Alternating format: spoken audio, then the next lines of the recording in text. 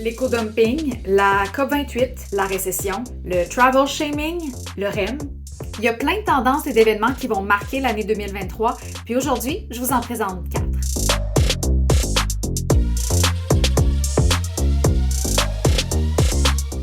Ça va être la tendance dans le monde du dating en 2023.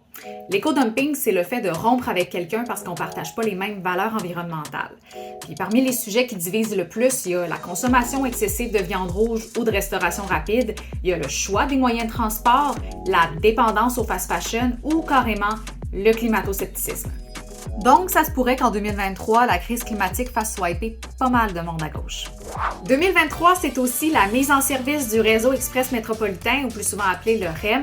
C'est au printemps que les premiers passagers pourront emprunter le tronçon qui relie la Rive-Sud au centre-ville de Montréal en passant par l'île des Sœurs et Griffintown. C'est aussi le début de la phase d'excavation du prolongement de la ligne bleue à Montréal et le début des travaux de réalisation du tramway à Québec. Grosse année en perspective pour les transports. Est-ce que vous avez entendu parler du logiciel ChatGPT?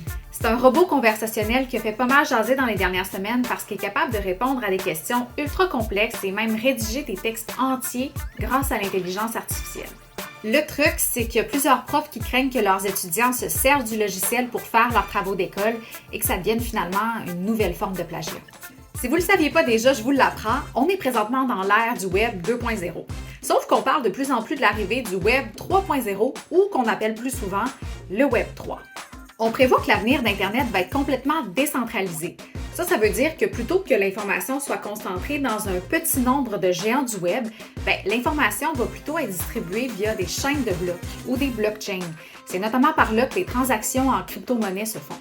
Si jamais vous voulez en savoir plus sur le Web 3 ou pour consulter nos 23 tendances pour l'année 2023, je vous invite à vous rendre au 24heures.ca.